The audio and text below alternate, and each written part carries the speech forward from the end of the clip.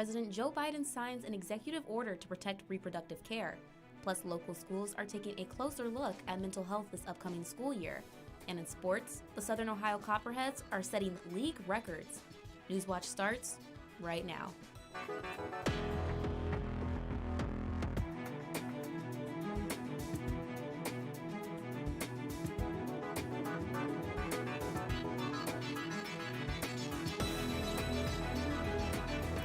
Good evening, I'm Silver Barker. Welcome to Newswatch, your source for news impacting southeastern Ohio.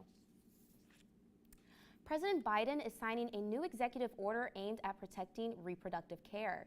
This comes 2 weeks after the landmark Supreme Court decision overturning Roe v. Wade. Isabel Rosales breaks down what's in the order and where it falls short. In the wake of the downfall of Roe v. Wade, the president has no power to restore a nationwide right to an abortion. I can tell you what I know. But in a fiery speech, the president going after the conservative majority Supreme Court and Republicans, vowing to do all in his power to protect and expand reproductive care. We cannot allow an out-of-control Supreme Court working in conjunction with extremist elements of the Republican Party to take away freedoms and our personal autonomy. Following the controversial ruling from the nation's highest court, nearly a dozen states banning abortion, and more states are expected to make abortion harder to access or outright ban it soon. What we're witnessing is a giant step backwards in much of our country. The new order, the White House claims, will safeguard access to services, including the abortion pill and emergency contraception, plus pushing to protect the privacy of patients.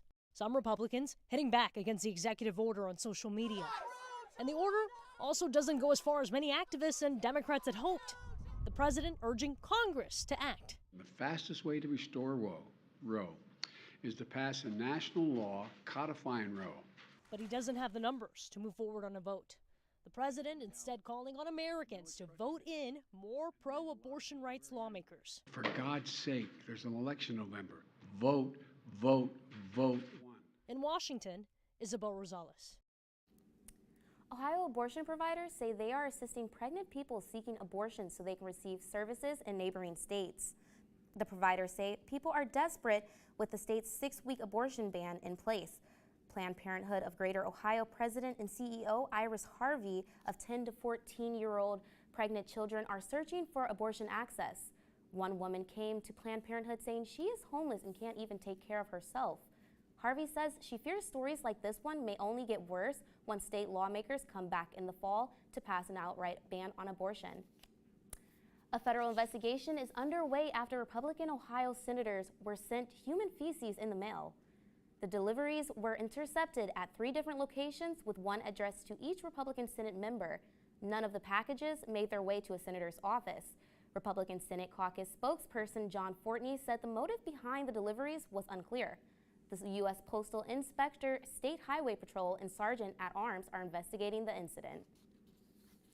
Spectrum is breaking ground on expanding broadband to more than 2,300 homes and small businesses in Noble County. The construction of a fiber optic network expansion project is planned to bring gigabit broadband and Spectrum services to the county. The build-out is made possible with Spectrum's approximately $5 billion investment in unserved rural areas. This money includes $1.2 billion won in the Federal Communication Commission's Rural Digital Opportunity Fund Act. WHIZ reports Spectrum expects to hire more than 2,000 employees and contractors nationwide to support the build-out initiatives.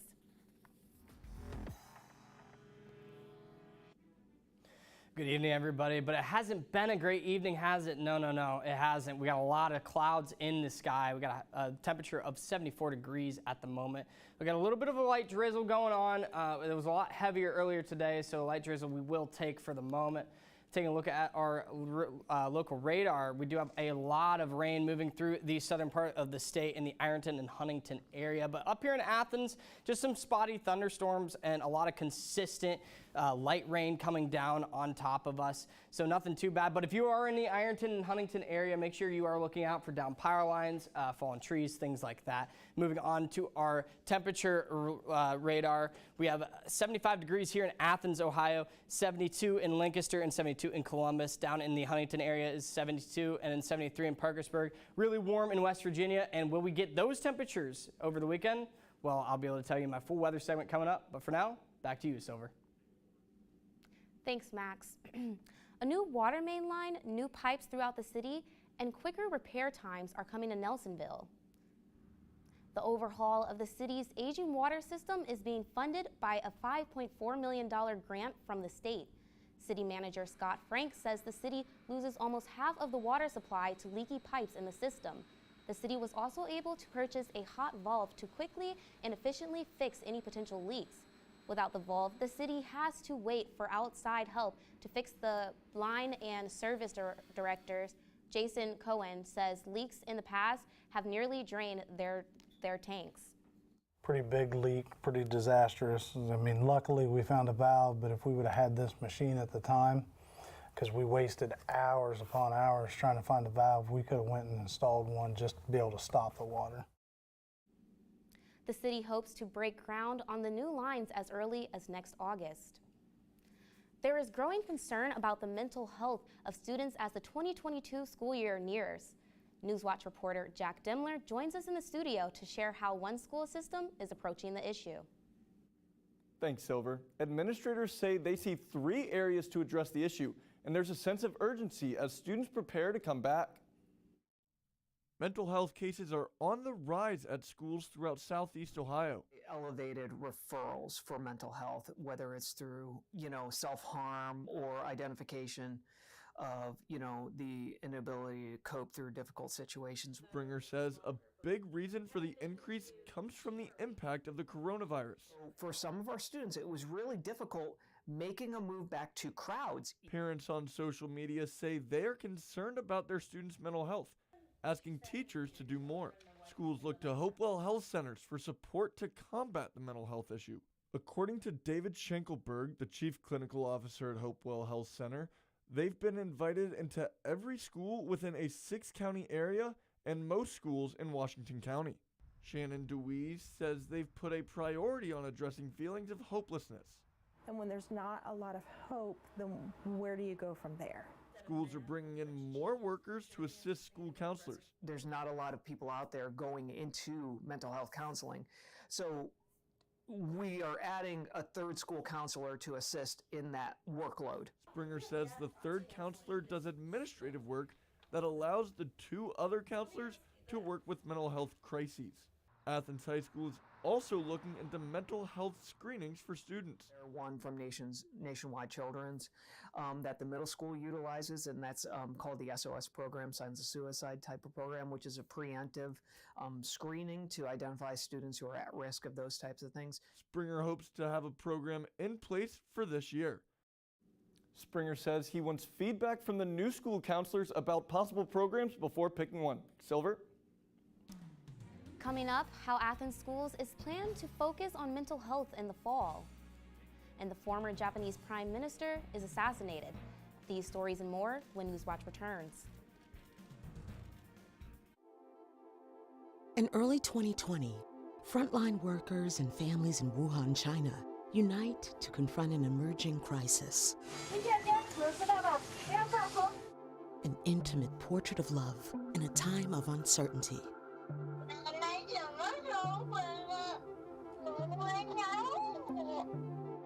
Wuhan, Wuhan, on POV.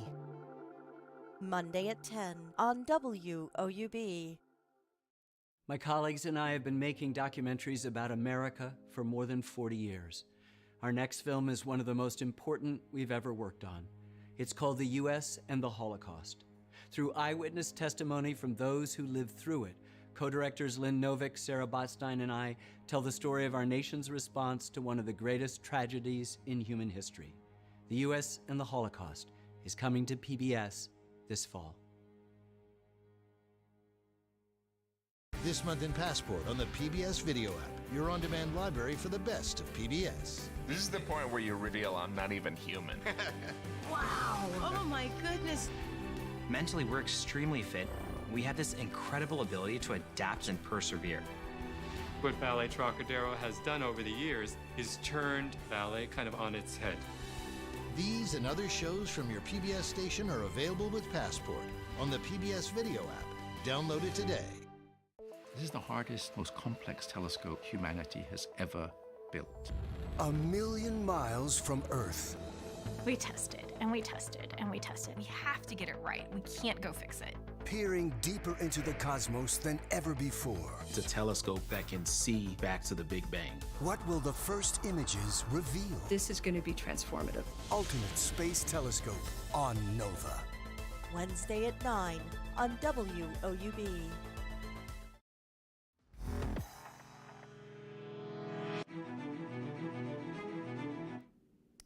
Former Japanese Prime Minister Shinzo Abe has been shot and killed. The 67-year-old had been rushed to the hospital after being shot in the chest earlier today in Nara, Japan. Doctors said they faced difficulty stopping excessive bleeding from the attack. Authorities reportedly arrested one man in connection with the incident. Abe had a strong relationship with the U.S. during his tenure. He traveled to Pearl Harbor with then President Barack Obama and was the first world leader to meet with then President-elect Donald Trump. Abe stepped down in 2020 for health-related reasons after becoming Japan's longest-serving prime minister. President Joe Biden issued a statement saying he was stunned, outraged, and deeply saddened by his fatal shooting. Former Trump White House counsel Pat Cipollone will be questioned by the January 6th committee today. During the closed-door interview, the committee is expected to ask Cipollone about what he saw and heard during the last days of Donald Trump's presidency. The back and forth will be videotaped and parts of it might be aired during upcoming hearings, including one that is scheduled for Tuesday. Cipollone already met with the committee on an informal basis in April. The family of George Floyd is reacting to his murderer spending more time in prison. Derek Chauvin's latest sentence for a federal charge. The former Minneapolis police officer was sentenced in federal court yesterday for violating George Floyd's civil rights. He pleaded guilty last December. Chauvin's also in prison for state charges. Under Minnesota law, he was eligible for a supervised release in 15 years. Now he'll serve a concurrent 21 years for the federal charge minus time served. His family is responding to the additional sentence. Be able to ask him why. Why did he do that? Why did he put his knee on my brother's neck? I wish he would have just probably said that how sorry he was, but that's not going to bring my brother back. Chauvin is appealing his murder conviction. 3 ex-officers who were with Chauvin when he killed Floyd are also convicted of federal civil rights violations. They have yet to be sentenced. The state trial of Tu Thao and J. Alexander King is scheduled to begin in October. Thomas Lane has pleaded guilty to second-degree manslaughter in state court, and that sentencing is set for September. New COVID-19 cases are ticking up. The CDC says about a third of people in the U.S. are living in a county with high COVID-19 community levels. They recommended wearing masks inside these counties. The stats are from Johns Hopkins, which show new cases have gone up about 10% from 2 weeks ago. Hospitalizations are rising steadily as well, and deaths from COVID are holding steady.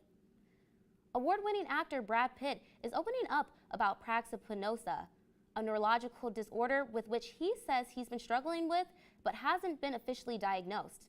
Mandy Gaither has more on the condition and the effects on those who would have it. He's one of the most recognizable faces in Hollywood, but Brad Pitt says he struggles to remember other people's faces. The 58-year-old believes he suffers from prosopagnosia, or face blindness. They have challenges being able to recognize familiar faces like family members. They could inadvertently walk by a family member as if they had never seen them before. In public settings where there are multiple faces, those suffering from this neurological disorder may have trouble paying attention during a conversation or may be unable to follow different characters while watching a movie, says Cleveland Clinic neurologist Dr. Andre Stojic. It can create confusion and sometimes disorientation for folks. And that can be compounded then by just developing social and personal anxiety because of that inability to interact with people. Research is still being done to understand the disorder and what causes it, but Stojic says it can start at birth or develop over time. There's no cure, but patients can get treatment to help recognize others in different ways. You might look at adults and you may look at the way they stand or their posture, the way they walk. If somebody they know has a very specific hairstyle, they may be able to associate that with that person and then be cued by that when they encounter that individual. For Health Minute, I'm Mandy Gaither. Pitt previously spoke about suffering from this condition in 2013, telling Esquire it's why he stays home so much. How an art exhibit opening in the Southeast Ohio History Center is creating conversation about the mistreatment of women. That story's still ahead. Well, rain won't go away today, but will continue throughout the weekend. Find out more in my full weather segment coming up.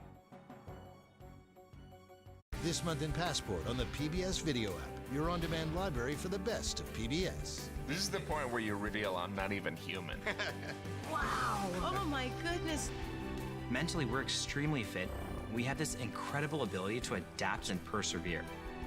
What Ballet Trocadero has done over the years is turned ballet kind of on its head.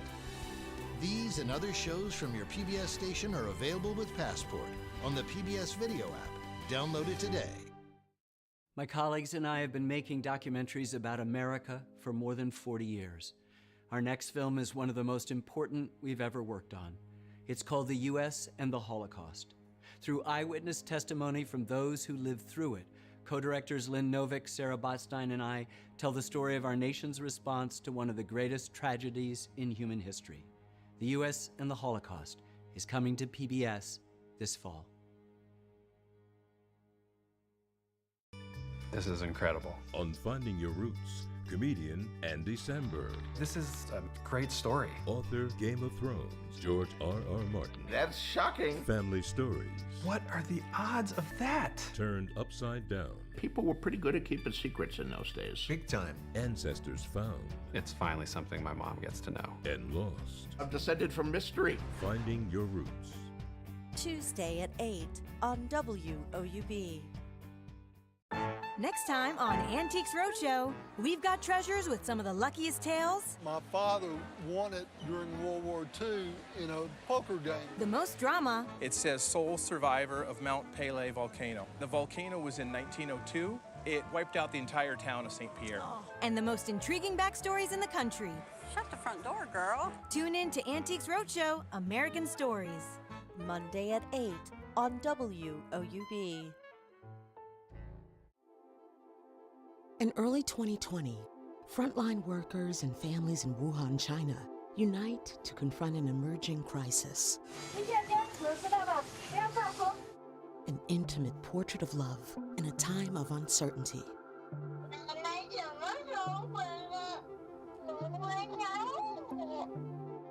Wuhan, Wuhan, on POV. Monday at 10 on WOUB.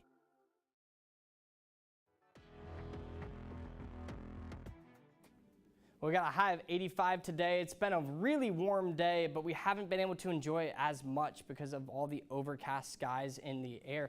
Now we do have an 80% chance of showers tonight that will carry out throughout the night and into tomorrow, low of 64 right now. So it was a great day, just too bad we couldn't enjoy it too much because of this rain that moved through the area. As you can see, it's really heavy down here in the Kentucky area, but in Columbus and the Athens area where we are, it's just some general rain areas, some general storm areas, so it's a lot of spotty thunderstorms, some persistent light rain, but other than that, not too bad.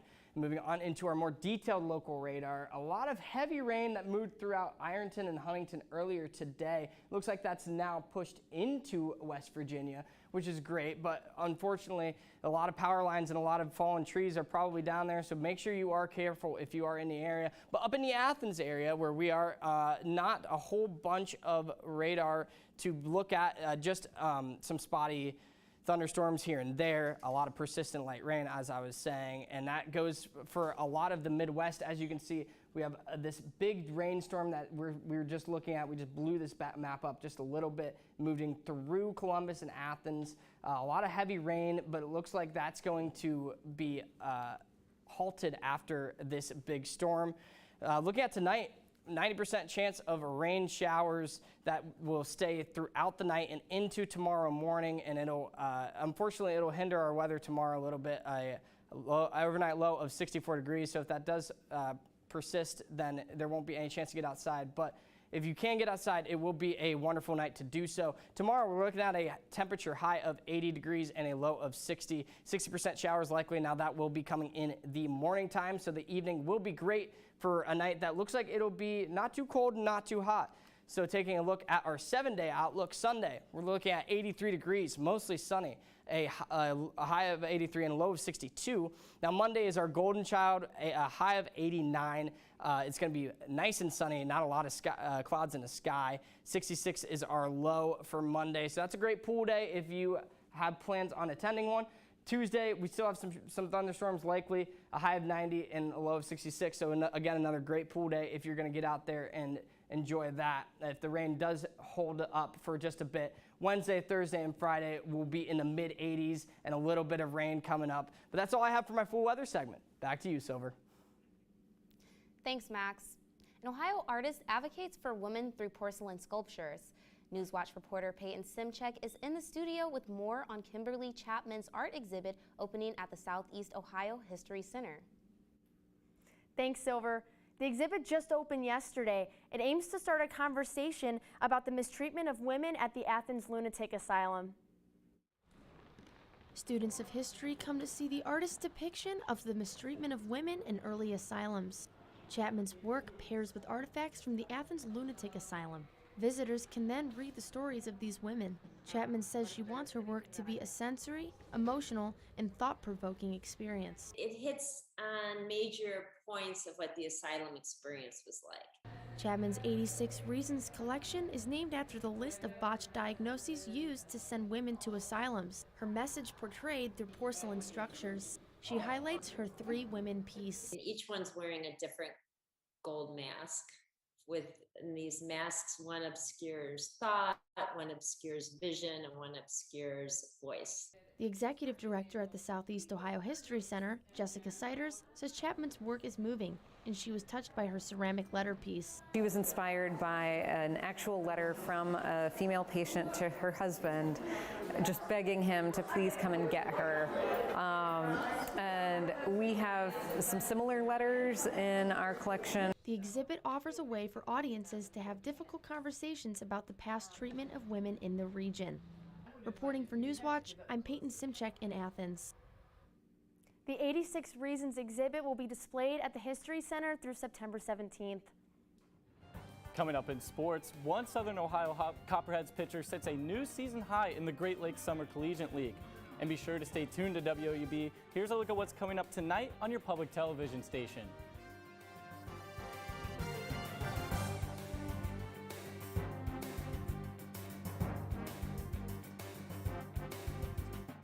My colleagues and I have been making documentaries about America for more than 40 years.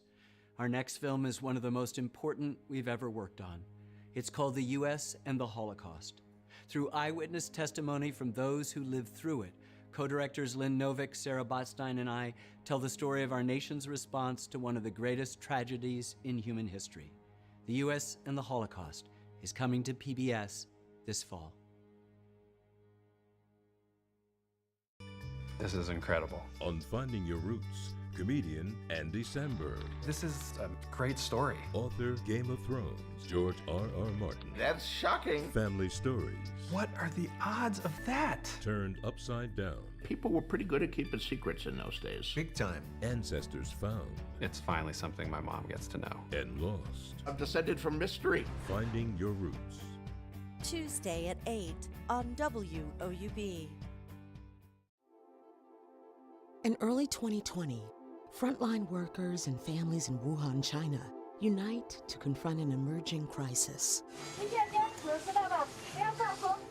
An intimate portrait of love in a time of uncertainty.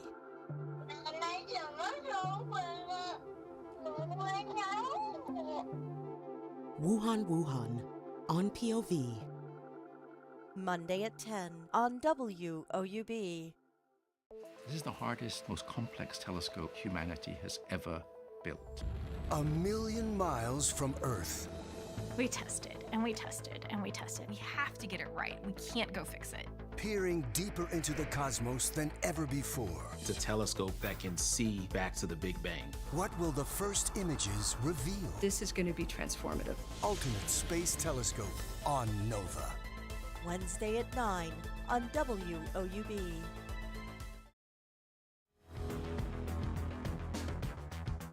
The Southern Ohio Copperheads are in action of Game 1 of a twin bill against the Xenia Scouts. That game is knotted up at a pair apiece in the top of the 7th, but it was a different story for the Copperheads last night. Southern Ohio jumped out to an early 3-0 lead in the bottom of the 2nd and coasted to a 4-0 win.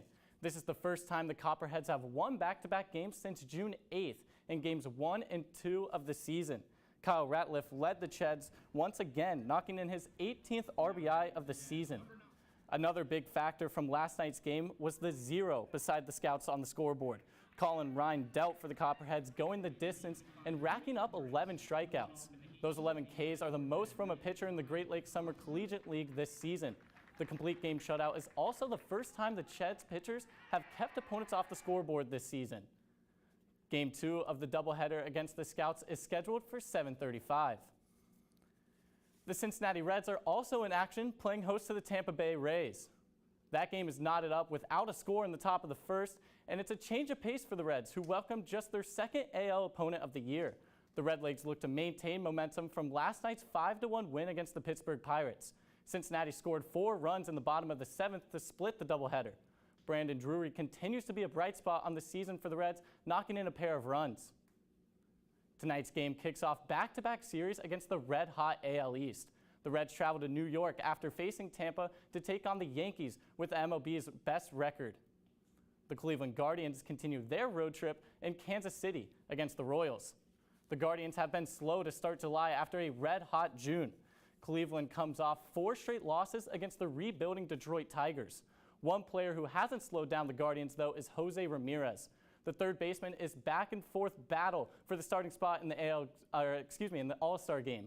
Major League Baseball just released its first ballot update, and Ramirez trails Rafael Devers by just over 16,000 votes. Ramirez leads the Guardians in nearly every statistical category, with 16 home runs and 63 runs driven in. Novak Djokovic reaches his 4th straight Wimbledon final. The Joker got off to a slow start against Cameron Norrie, dropping the first set 6-2. But then it seemed like Djokovic flipped a script, dominating the next 3 sets. With the win, Djokovic competes with his 32nd major final. 32 is the most final appearances by a male player and 3rd most overall. Nick Kyrgios looks to dethrone the 6-time Wimbledon champion Sunday at 9 a.m. on center court. I'm Aiden Crowley, and that's it for sports. Back to you, Silver. Thanks, Aiden. Animals at a Japanese aquarium are being fed cheaper fish, and they aren't happy about it. Japan's Hakone Aquarium is about an hour from Tokyo and home to 32,000 animals. The struggling economy there has led to the aquarium doing what it can do to cut costs. The price of the fish typically fed to the penguins and otters has spiked 30% in the last year, so the aquarium switched to a cheaper alternative. However, the new fish have not been well received. The aquarium says it is accommodating the penguins and otters by mixing the fish types, and they are tolerating it. Well, for the last time tonight, let's talk about the weather. Tonight, we're looking at a 64-degree overnight low. That rain, as I said earlier, it's going to persist throughout the evening and into tomorrow morning. But tomorrow, we are looking at a high of 80 and a low of 60, a nice so-so day. 60% chance of showers likely. That'll be in the morning. And then looking at our 7-day outlook, we got mid-80s all throughout the week coming up. But that's all for me. Back to you, Silver. Thanks, Max. And that does it for our broadcast this evening. Thanks for watching. I'm Silver Barker. Stay tuned for the PBS NewsHour coming up next. And remember, you can find the latest news anytime at WOUB.org. Have a great night.